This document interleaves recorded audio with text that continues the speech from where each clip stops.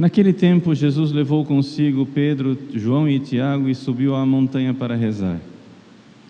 Enquanto rezava, seu rosto mudou de aparência e sua roupa ficou muito branca e brilhante. Eis que 2 homens estavam conversando com Jesus. Eram Moisés e Elias. Eles apareceram revestidos de glória e conversavam sobre a morte que Jesus iria sofrer em Jerusalém. Pedro e os companheiros estavam com muito sono. Ao despertarem, viram a glória de Jesus e os 2 homens que estavam com ele.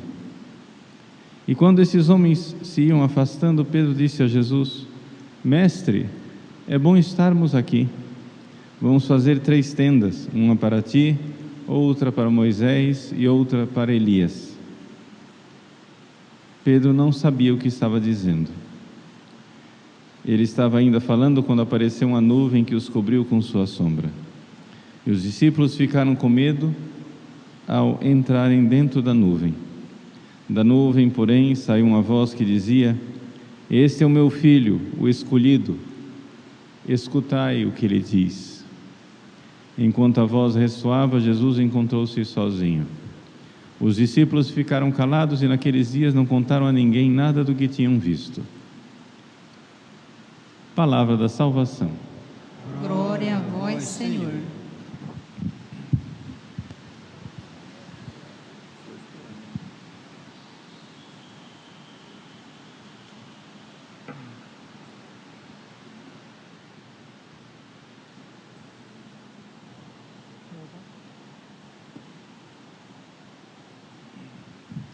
Meus queridos irmãos e irmãs, nós celebramos o 2º domingo da Quaresma e todo 2º domingo da Quaresma a Igreja nos traz para a meditação o Evangelho da Transfiguração. E o que é que esse Evangelho da Transfiguração, tão glorioso, tão cheio de luz, tem a ver com o roxo da Quaresma, ou seja, com a penitência que nos é proposta? Na verdade, Deus quer que nós façamos um caminho de fé para nos preparar para a paixão de Jesus. Vamos entender. Uma semana antes dos acontecimentos desse Evangelho, Jesus foi até os seus apóstolos e perguntou: E vós, quem dizeis que eu sou? E Pedro então confessou a fé e disse: Tu és o Cristo, o Filho de Deus vivo. Ou seja, já está claro para São Pedro e para os apóstolos que Jesus é o Filho de Deus. Não é somente o Messias, Ele é o Filho de Deus.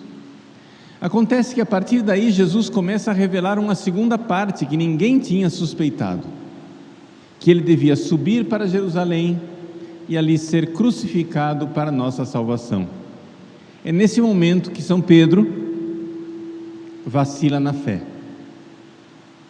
O que quer dizer vacila na fé? Quer dizer o seguinte: a fé é acreditar, é crer no que Jesus nos diz. Fé é isso. Fé é isso que o Evangelho de hoje nos recorda. Esse é o meu filho. Até aí São Pedro já enxergou. Esse é o meu filho, o escolhido. Mas o que São Pedro não enxergou, ele precisa enxergar agora. Como? Escutai o que ele diz. Jesus está dizendo que ele vai subir para Jerusalém para morrer. E os discípulos têm uma dificuldade enorme de entender isso. Então, para ajudar a fé desses discípulos, Jesus aparece transfigurado. E, vejam só, aparecem conversando com ele Moisés e Elias, ou seja, Moisés, a lei, a Torá, Elias, os profetas. E sobre o que é que Jesus, Moisés e Elias estão conversando?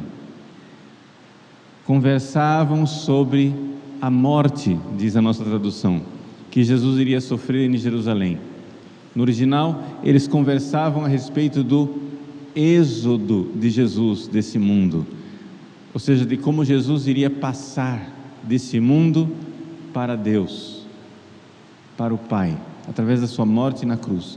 Ou seja, o assunto aqui, claramente Deus está nos dizendo, está dizendo a Pedro, Tiago e João, as Escrituras, Moisés e os profetas falavam deste momento. Eles não entenderam nada. Tanto não entenderam que ficaram somente no fulgor daquela glória. E então Pedro diz: façamos 3 tendas para ficar aqui. E o evangelista, que é bastante claro, diz de forma desconcertante: Pedro não sabia o que estava dizendo. Ou seja, Pedro não entendeu foi nada. Diante de uma visão esplendorosa, diante de uma revelação divina, só faltou Deus desenhar para São Pedro. Nem isso faltou, porque Deus deu a São Pedro uma visão. Claramente Jesus conversava com Moisés e com Elias a respeito da sua morte na cruz.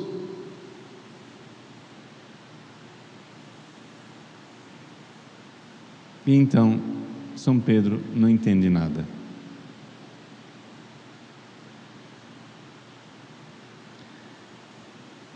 Quando depois Jesus morre na cruz, ressuscita ao 3º dia, esse mesmo evangelista que nós estamos lendo hoje, São Lucas, nos narra que na tarde do domingo da ressurreição, Jesus apareceu caminhando a 2 discípulos que iam para o povoado de Emaús.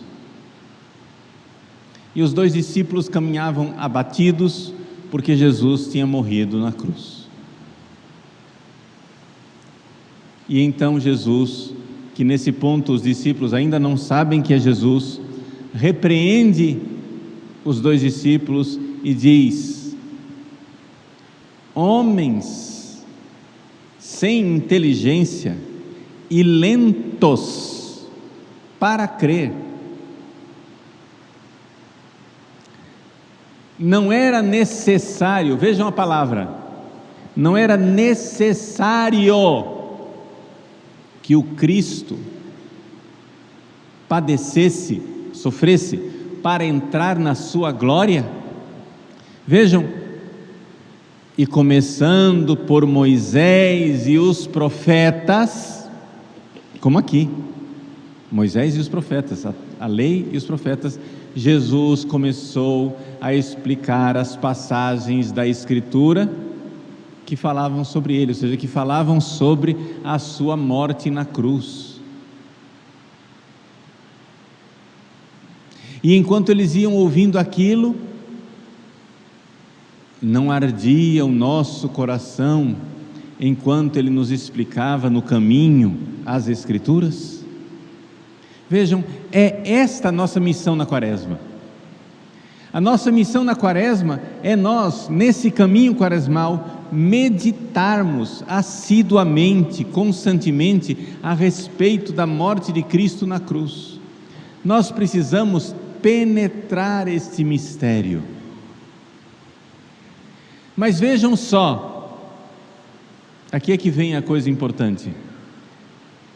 Não fiquem esperando que Jesus apareça para vocês na glória, para que vocês finalmente entendam a cruz. Para vocês entenderem a cruz, nem a aparição de Jesus na glória resolveu o problema para São Pedro. Pedro continua com aquela mentalidade de Satanás de fugir da cruz, né? Na nossa linguagem popular a gente diz que fulano saiu correndo como o diabo foge da cruz, não é isso? Isso quer dizer que quando nós fugimos da cruz, nós temos alguma coisa de satânico em nós. Quando você começa a espernear e dizer, não quero sofrer, não quero sofrer, não quero sofrer, não quero sofrer, não quero sofrer, existe alguma coisa que está impedindo você a dar o passo da fé. Você vai ser como São Pedro. Jesus aparece na glória, Jesus desenha para você, Jesus tenta explicar, Jesus fala, mas enquanto você estiver encolhido, dizendo, não quero sofrer, você não vai entender nada.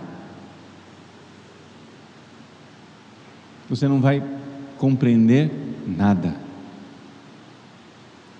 Jesus aparece para Pedro numa visão gloriosa, e Pedro, que está fugindo da cruz,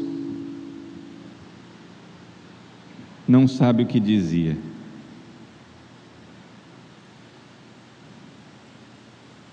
Inteligência completamente obnubilada, toldada, inteligência coberta, sem enxergar nada. Ou seja, o ato da fé de São Pedro é ainda um ato encoberto. O que é que nós queremos nessa quaresma? Nós queremos caminhar com Jesus, que Ele nos explique as Escrituras, que a gente medite o grande mistério que nos diz, que nos revela, que nos fala que Jesus era necessário que o Cristo sofresse para entrar na sua glória. Por que é que a cruz é necessária? Esse é o ponto que nós temos que entender. Esse é o ponto que nós precisamos crer. Jesus está dizendo, o Filho do Homem deve subir para Jerusalém para morrer na cruz. Deve. Nós temos uma mentalidade humana distorcida pelo pecado. E o que é que a gente pensa? A gente pensa o seguinte: Jesus é Deus, Ele veio aqui nos salvar. Era para todo mundo, vendo aquele amor de Jesus, aplaudir Jesus e dizer, nós cremos, que beleza, pronto, estamos salvos. E aí aconteceu, porém, um imprevisto. Que chato, Jesus morreu na cruz, mas não tem problema, Deus ressuscitou Ele no terceiro dia, e a nossa fé é a fé da ressurreição, e nós somos gente que crê na ressurreição, glória a Deus. Mas você não vê que isso é uma distorção da fé cristã? Ou seja, você varre o incômodo da cruz para debaixo do tapete, como se fosse um episódio casual, um caso fortuito, um acidente de percurso, mas que não estava planejado, mas que logo Deus consertou, como quem no caminho, né, fura o pneu, mas a gente foi, tirou o pneu, colocou um estepe e chegamos lá. A cruz, para a nossa mentalidade mundana, é um infortúnio que poderia não ter acontecido. No entanto, o que Deus está nos dizendo, tentando dizer para Pedro, Tiago e João, e tentando dizer para nós, é que o Filho do Homem deve subir a Jerusalém. Não era necessário que o Cristo sofresse para entrar na sua glória. Ou seja, Deus está tentando nos dizer que a cruz não é um acidente, foi para isto que Ele veio. Meus queridos irmãos, a cruz não é um acidente na vida de Jesus, foi para a cruz que Ele veio para nos salvar, Ele veio tendo amado os seus, amou-os até o fim. Esta é a razão de ser da vida dele.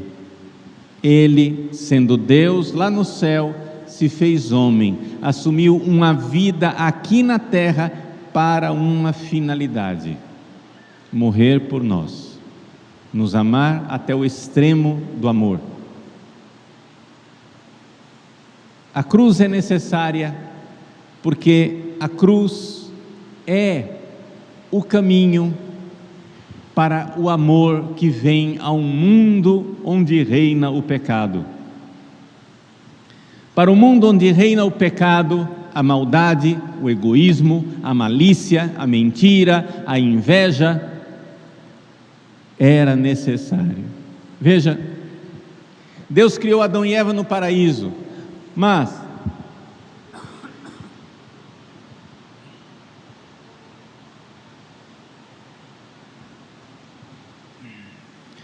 logo que Adão e Eva pecaram, qual foi a primeira consequência? 2 irmãos, Caim e Abel, por inveja, Caim matou Abel. Como por inveja os fariseus matarão Jesus, foi por inveja de Satanás que o pecado entrou no mundo e levou os nossos primeiros pais ao erro. Foi por inveja então que a morte entrou no mundo. E o primeiro ser humano que morreu, não morreu velhinho no seu leito, em casa, na cama. O primeiro ser humano que morreu, nos dizem as Sagradas Escrituras, morreu com violência, foi um assassinato, foi um fratricídio. Por quê? Porque o justo Abel ofereceu a Deus o seu sacrifício de amor, e a inveja de Caim,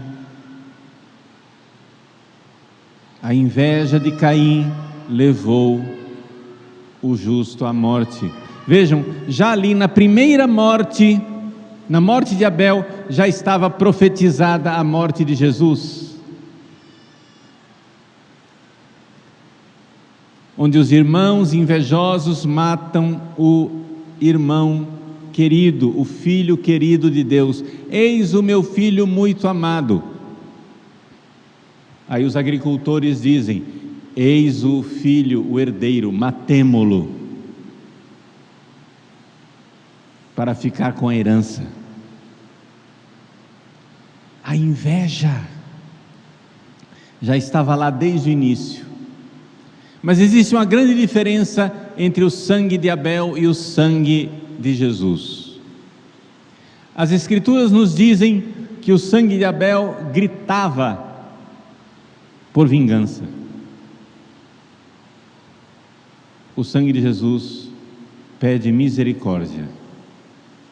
O evangelista São Lucas diz que enquanto pregavam Jesus na cruz, Jesus ia dizendo, repetindo várias vezes: Pai, perdoai-os, eles não sabem o que fazem.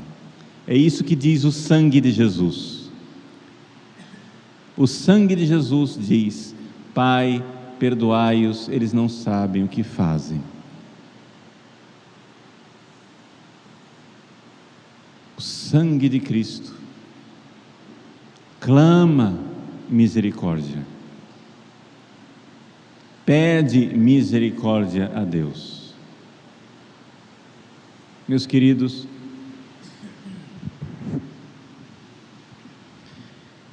irmãos e irmãs, esta misericórdia que Jesus pede para nós, esse amor que Ele pede para nós,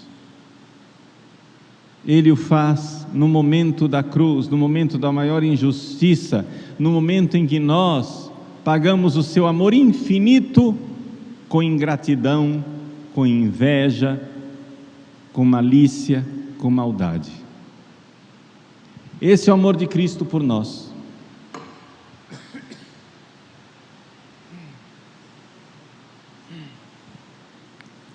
O amor de nosso Senhor Jesus Cristo, que se entrega na cruz, Ele devia nos amar até o fim. Era necessário que ele fosse fiel aos infiéis, que ele amasse os que o odiaram, que ele fosse generoso e distribuísse largamente para aqueles que o invejaram. Era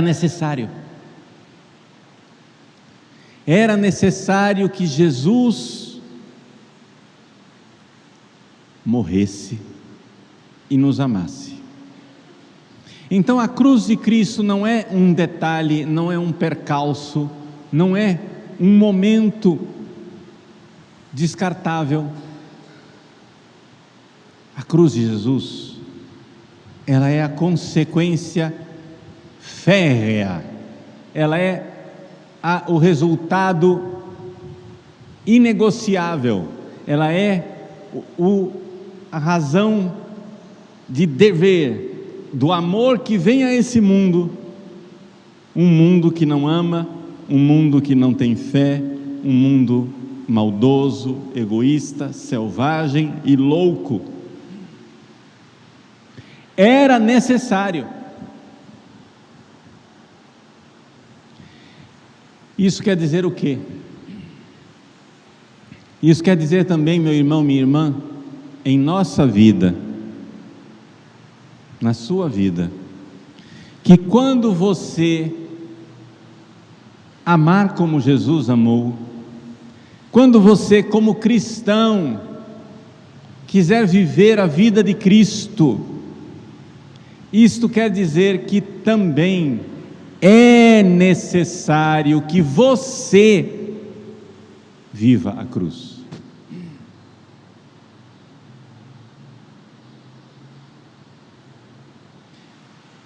Não tem como fugir disso.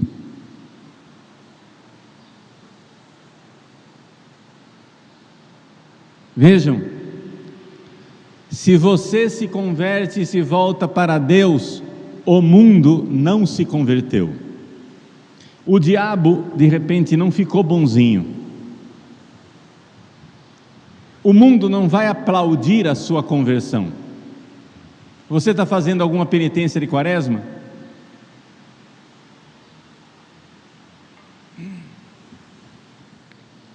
O que é que o mundo está dizendo para você?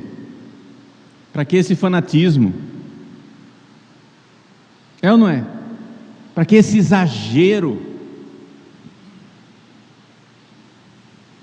Vejam, estou dando um exemplozinho de uma penitenciazinha de quaresma, porque eu tenho certeza absoluta que não tem ninguém aqui se matando de penitência,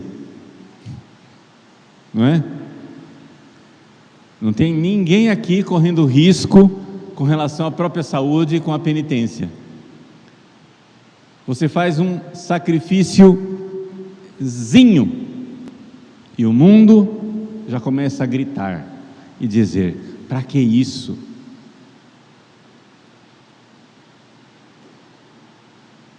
Esse exagero, isso é fanatismo.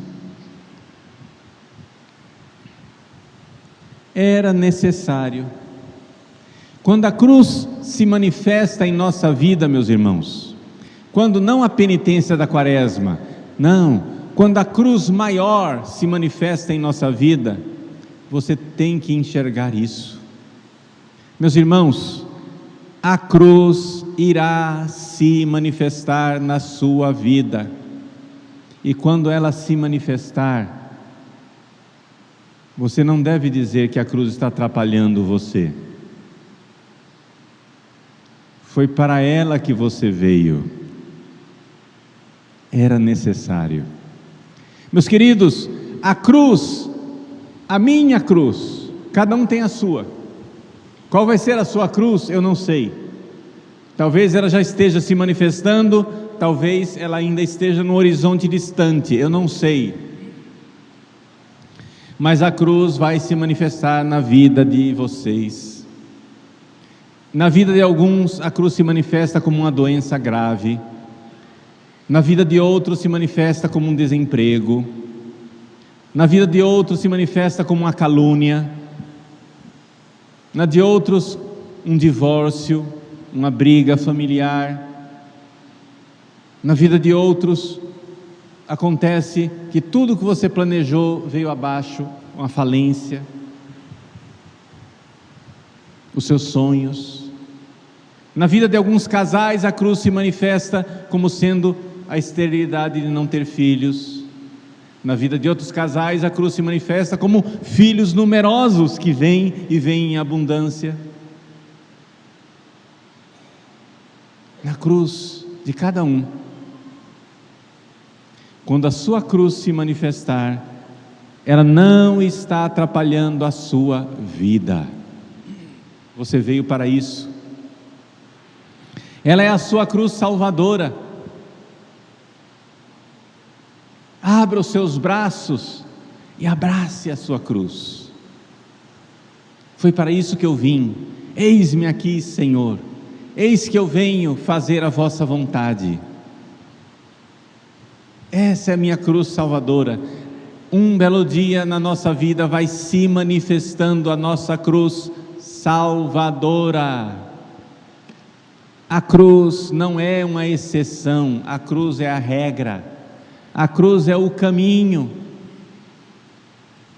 Saia desta mentalidade obtusa, dessa mentalidade louca, dessa mentalidade não cristã, de achar que a cruz é um infortúnio. É claro que ela é pesada, é claro que ela é dolorosa, é claro que ela não é desejada enquanto sofrimento, mas ela deve ser desejada enquanto amor. Eu quero recordar que o importante da cruz é o amor. As pessoas não se dão conta disso. Uma coisa que fica fácil para você enxergar qual é o relacionamento entre cruz e amor é o seguinte, eu sempre faço isso. Você certamente já ouviu isso, mas eu quero que você pense outra vez. Pense numa pessoa que você tem certeza que amou você. Pensou? Eu quero que você pense numa pessoa, você tem que ter um nome aí na sua cabeça. Uma pessoa que você tem certeza que amou você. Todo mundo já tem essa pessoa? Esta pessoa sofreu por você, sim ou não? É evidente. Se a pessoa amou você, ela sofreu por você. A gente só se lembra do amor de quem sofreu por nós. Sabe qual é a consequência disso? Examine a sua vida e se pergunte por quem você está sofrendo, em favor de quem você está sofrendo. Em benefício de quem você está sofrendo? Se você não está sofrendo por ninguém, é porque você não ama ninguém. Muito provavelmente é isso. Se você diz, não quero sofrer, não quero sofrer, não quero sofrer, o que você está dizendo é eu não quero amar, eu não quero amar, eu não quero amar.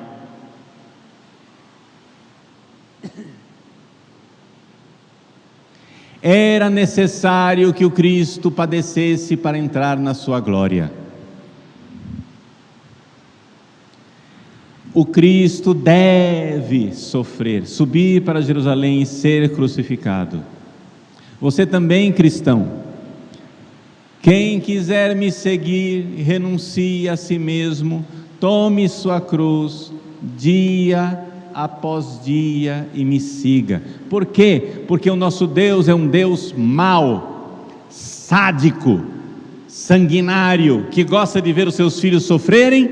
Não, porque o nosso Deus é um Deus de amor, e quem é filho do amor ama. Mas quem é filho do amor e ama num mundo cheio de pecado, egoísmo, miséria, morte, desgraça e injustiça, vai ser crucificado. O discípulo não é maior do que o seu mestre.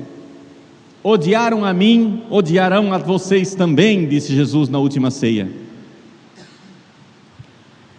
Se você for profundamente cristão, se você for profundamente de Cristo, se você tiver o coração de Cristo, você irá amar. E a cruz irá se manifestar. Bom, você tem também uma outra alternativa, que é não amar, ser egoísta, mau, sem vergonha, desobediente, pecador, safado. E sabe o que vai acontecer? O diabo no início vai te dar um agradozinho e um prazerzinho, mas depois você vai ser crucificado ainda nesta vida e terá como recompensa o inferno. Você escolhe. O diabo, ele é assim, ele promete, e ele te dá um prazerzinho no início, mas depois a sua vida, ainda aqui nesta terra, vira uma desgraça cheia de tristeza, miséria, angústia, dor, insensatez,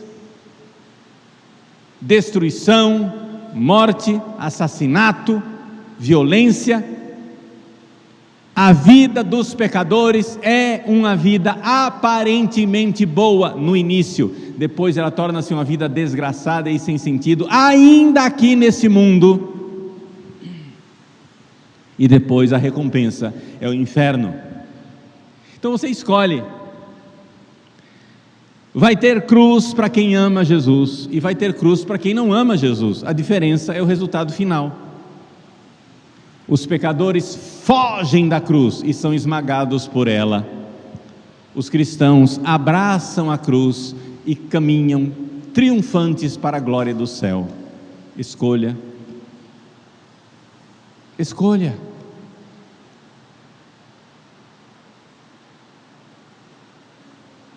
Nesse momento, lá do outro lado do mundo, na Ucrânia, pessoas estão morrendo numa guerra. Ali tem justos e injustos, e a diferença entre o justo e o injusto não é se a pessoa é russa ou ucraniana. A diferença entre o justo e o injusto é aqueles que estão na graça de Deus e aqueles que estão em pecado. Esses são os dois povos nos quais se divide a humanidade. A divisão da humanidade não está entre russos e ucranianos, mas entre quem está na graça de Deus e quem está em pecado.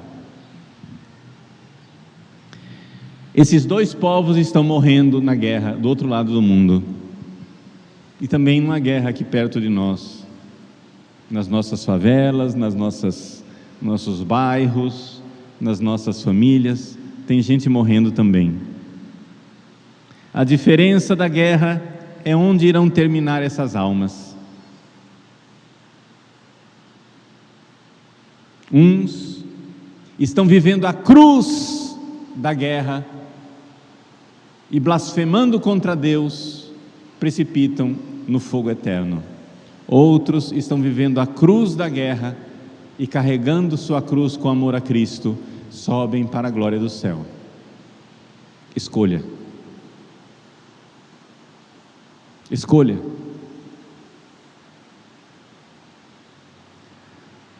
São Pedro, abobado, tomado pelo prazer da glória de Deus dada aqui na terra, vamos fazer 3 tendas.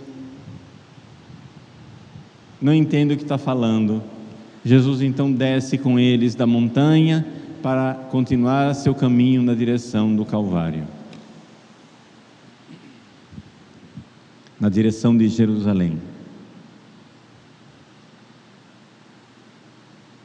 Meus irmãos, minhas irmãs, segundo domingo da Quaresma, transfiguração do Senhor.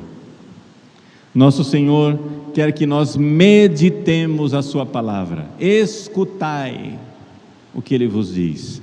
Meditar a sua palavra para finalmente entender, como aqueles discípulos de Emaús, que era necessário que o Cristo sofresse para entrar na sua glória. E é necessário que nós também não fujamos de nossa cruz para entrar na nossa glória no céu. E é necessário que nós saibamos que quando a cruz se manifesta em nossas vidas, ela não vem para nos atrapalhar. Foi para isto que eu vim, Salve cruz, spes única, única esperança, ave crux, spes única. A cruz é nossa única esperança, porque o amor é a única esperança. O amor que nos amou nos faz amar de volta. O amor que abraçou a cruz por nós nos faz abraçar a cruz quando ela se manifesta na nossa vida. Então, vamos lá, com grande coragem. Nós temos uma escolha: fugir da cruz e ser esmagado por ela, precipitando no abismo eterno e no inferno para sempre, ou abraçar a cruz amorosamente e caminhar triunfantes para a glória do céu. Que Deus nos dê sabedoria e entendimento, como deu a São Pedro, depois de tantas fadigas, que morreu crucificado e hoje intercede por nós na glória do céu.